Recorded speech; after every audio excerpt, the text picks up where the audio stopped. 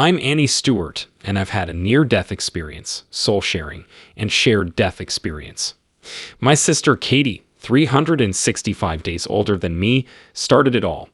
She'd battled breast cancer for 10 years, and we were close.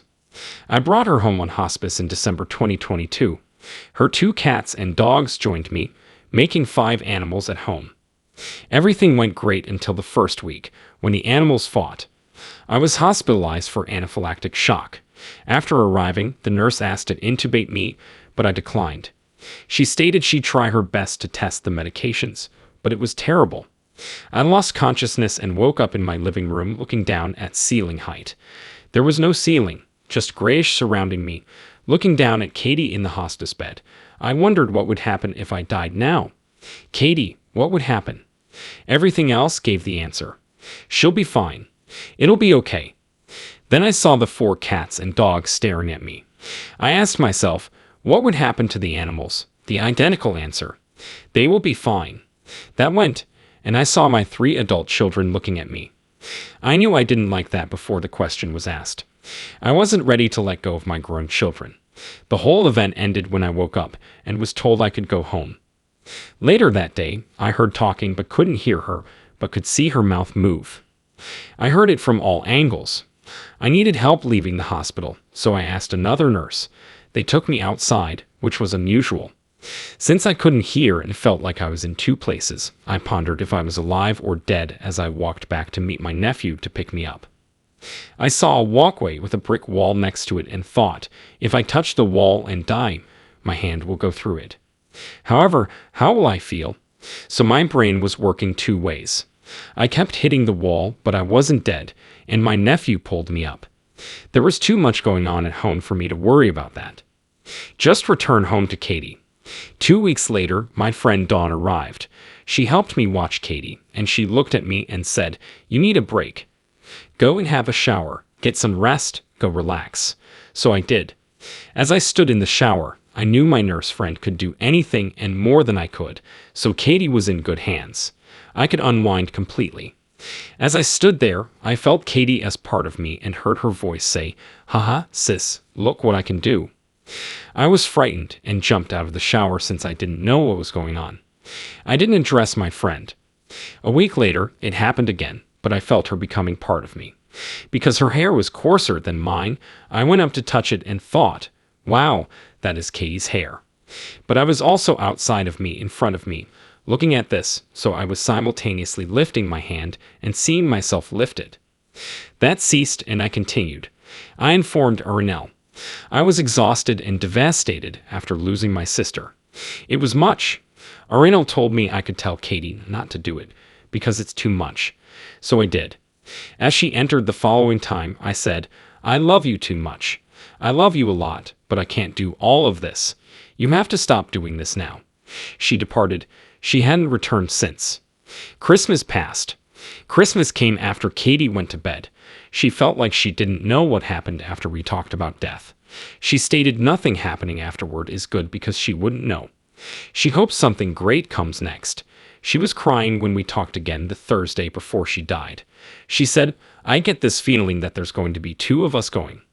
I told her, "No, I know I'm probably going to feel like I want to die, but I don't feel like I'm going to die because a lot of things that happened to her also happened to me.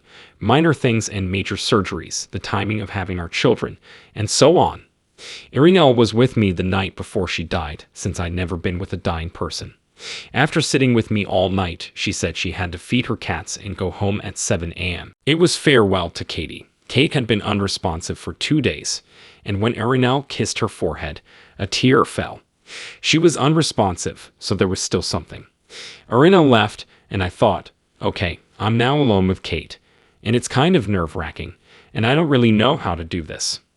I sat on the couch to gather myself, but then I thought, no, I have to be right next to Kate. Her bed was across the room. I must be with her, like standing up from the couch. My vision was toward the floor. I saw the number 847 in brilliant red letters and didn't know what it meant, so I let it go to be with Kate. My chair was dragged up. I lowered the hospice bed guardrail for Katie.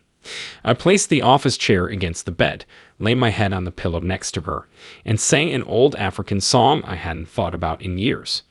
My dad sang to us in hard times to comfort us, and this song came out. I almost saw it flowing into her ear, thinking, okay, I'm not sure where that came from. Then I saw only Kate's shoulders. Only her head and shoulders were visible. The bed above was gone. Everything in my living room was gone, and I could only see up to my shoulders in a gray, wet beach sand like harmless gray. Everything was gray. First in weeks, all animals were silent. Suddenly, we were on a road. No sense of arriving or departing. This road was slightly convex when we were there. I saw pastel flowers and bushes on the roadside near us. As a photographer, I thought, oh my goodness, that would make an amazing photograph. Then the colors vanished. It all became flowers. Was aware of their color. The color wasn't visible. Their transparency was lacking. Nothing about them was white. I lost sight of the hues. I remember thinking, I don't know how I know what I'm going to be doing, but I know what I'm going to be doing.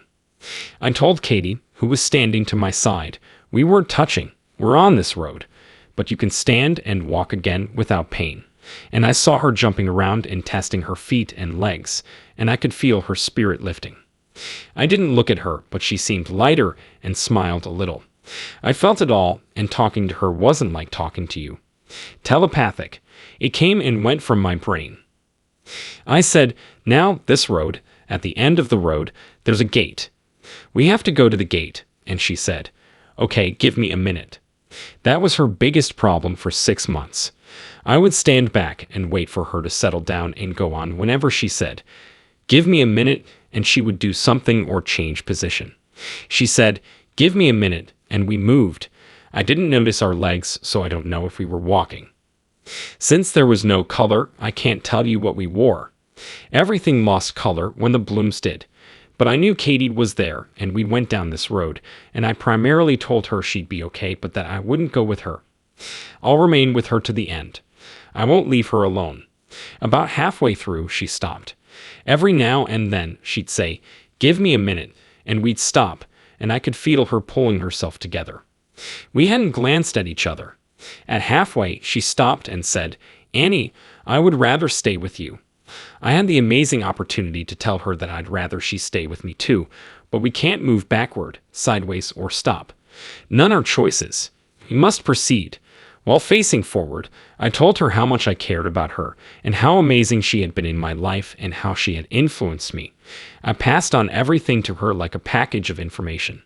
She was standing next to me, but I knew she understood without words. After some time, she remarked, okay, we can go again, and we went carefully. Again, simply saying, give me a minute, give me a minute.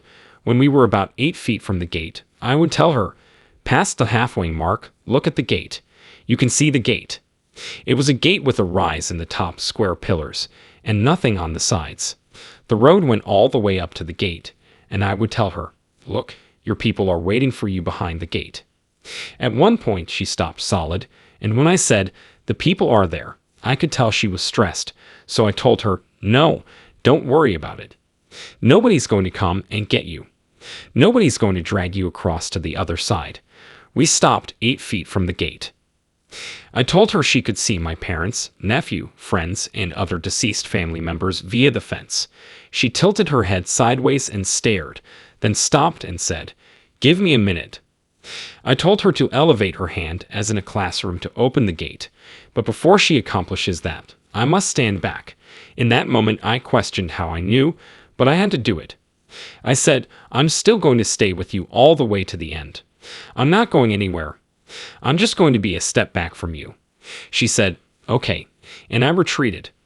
By now, you could see people. This gate had see-through bars. I saw and recognized folks. After standing there for a minute or two, she asked if she could look at me again, and I answered, yes, of course you can. Being on her left side, she twisted almost all the way around and looked at me. The color returned. Her blue eyes, brown hair, and color were visible. She stared at me with wide blue eyes in a bright outfit. I wanted this moment to last forever, but she immediately returned to the folks inside the barrier. I wanted her to gaze at me longer. She watched the gated-in crowd. She opened the gate with her hand while we watched these people behind it. Gates slid into gatepost. It wasn't swinging like gates. Slided into the gate. They stood with their hands down alongside these people. I sensed it. I saw my parents, my nephew, who had committed suicide 2 years before. He was eager to see her, practically leaning forward with a bright smile, saying, "There's my Auntie Kate coming." Their intimacy was obvious. Her friend, whose husband had died recently, my parents, my aunt, and many others I knew were there. Their features were hidden, and they stood and were unique, yet it was like a minimalist painting. An artist will use one brushstroke to draw the clothing and a dot to draw the head. I recognized them as my parents, close relatives, and friends. There were many people I knew, but I didn't know how I knew them, like coming into a crowded location and saying, "I know that person, but I just don't know from where." We stood there and soaked it up while Kate relaxed. I could see she was feeling better. Feeling, I can do this. Not amazing. I can do this. These are people I know. She was terrified before, but she was relaxed and peaceful. We watched them for a long, and they just stood there. Then she said, "Can I wave at you again?" And I said, "Yes, of course you can." And she did her crooked little hand wave. Then she left. She started walking towards the gate, and the only way I can say she was excitedly walking. She had no more pain the whole way, but she was almost jogging to the gates. She was eager to get to them. I remember they all stood there with their hands next to them, and she put her hand out as her left hand waved, then went down, her right hand went out, and she started. She put a hand out to the people on the other side, and it was one of the most incredible things I've seen. It was like a surprise party with people that she never thought she'd see again. The joy in the surprise, and as she noticed who was there, it was now. Nobody there looked at me. I couldn't see their features, but I knew they weren't looking at me. I knew they were all there for Kate. So I didn't feel sad that my mom and dad, family, friends, and son weren't looking at me. I was really glad that they were all there for Kate. I didn't feel excluded. I just wanted to bring her here. During the greeting, I saw a fissure between the gateposts that looked like a hair. I thought, why is there a long hair there? Then that split right along that wavy crack at the gatepost. Behind the gatepost started moving away. Once Katie was on the other side, on that side of the gate, that moved away, almost like continents drifting away. And that gap just became wider. But it wasn't scary. It was light gray everywhere, so it wasn't scary. Then the road came to an end where the gates were, and I heard in my head, that was a job well done. I wasn't surprised. The voice was a rounded voice, gentle, kind, and soft. It was just stating a fact as if I had done a job. I remember having no reaction, but just taking it in. I wasn't being changed. I wasn't being altered. I was just, maybe the hurt and the pain was just being put back. I was being made whole again in a weird way, like a puzzle just being fitted back. I don't know how long I was in that for, and then all of a sudden it was a popping feeling. It wasn't a sound. It wasn't. There was no emotion or movement involved, but there was a slight pop. And I saw my living room was back again, and I could hear the cats and the dog breathing, and my head was still next to Katie on the pillow. And I lifted my eyes to look up through the room, and on the wall there's a clock, and the clock ticked over to 8:42. And I looked down at Katie, and her last breath came into my face as she exhaled. That last one came in my face, and that was the number that I'd seen when I got off the couch right in the beginning. And I remembered that, thinking, how can that be? Number one, how could I remember that after having an experience I couldn't explain? I didn't know what it was. I didn't know how something like that could happen. So I'm sitting looking at Katie just having her last breath in my face, and I've just come with this most incredible experience, and then I'm looking at my sister who's now gone, and it was something I couldn't quite comprehend in the moment. So I put the experience I had with her aside, and just dealt with Katie. So yeah, that was it. It took me a couple of weeks to figure out what it was, to try and find out, searching the internet to find out that it was actually a shared death experience. So it's been a wild trip since Katie died, and that experience I had with her. So much has changed, but the biggest thing has been that I don't want to say I've remembered, but I've acknowledged now all the things that have happened before, because there's been so many things from the time I was about 17 and a half, and this experience with Kate just almost popped them into focus to say that there's been something going on with me for years, many, many years. But the most important thing, I think, that it's changed me is that I can actually see the difference. And sometimes I wonder if that's just because I'm paying attention now, or whether it is something really new, but I feel people's emotions. It's not words coming into them. They can be walking ahead of me, and it's almost like a thought aura. It's not a visual, it's just a thought aura that I can see them from behind, and I can understand whether they're in a good space or a bad space. And then my friend Ernal, she also said that what she's found since then is that when we're having a conversation and we're talking about something she's puzzling over, something going on in her life, I find that words land in my head, or in my mind. They don't land as individual words, but somehow I know what to say. She said that since the shared death experience with Katie, my thoughts and what I share, or my opinions, are more accurate, as if they are coming from somewhere else. Because she's very in tune with the spirit world, much more so than I'd ever been, and we've had long, deep conversations. And she says, "You're actually getting more accurate."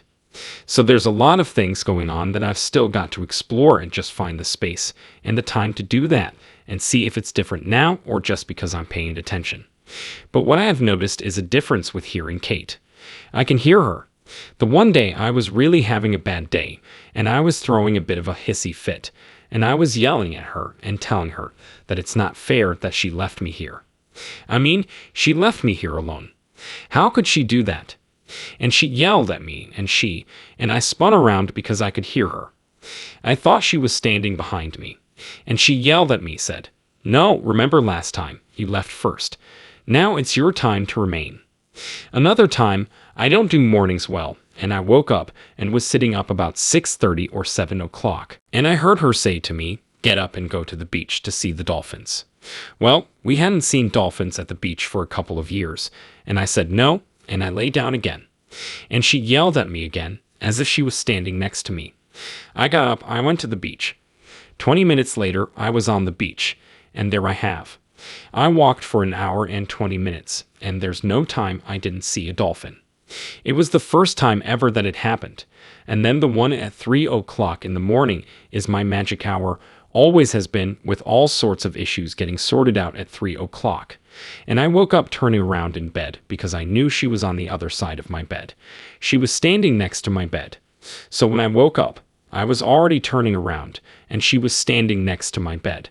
But I remember thinking that she couldn't be standing on the ground because she was too high up, and I could see she was wearing khaki shorts, and she had a patterned top on. I didn't recognize the shirt she had on, and she had a cap on her head and a smile on her face, and she just said, "Hey, Annie," and then she was gone. And I just went back to sleep. And that's just a few of them. There's been many, many occasions. One coming back on an airplane, walking on the beach. I went to go and sit with her on the beach, and my phone, after she had died, and my phone does not pick up on the beach. But that day, it pinged, and I thought, what's on my phone? It was approximately 4 or 5 months after she died, and I looked at it quickly. It was one of those Google reminders of photos you shot at the same. I had another shared death, a very short, very different shared death. My ex-husband.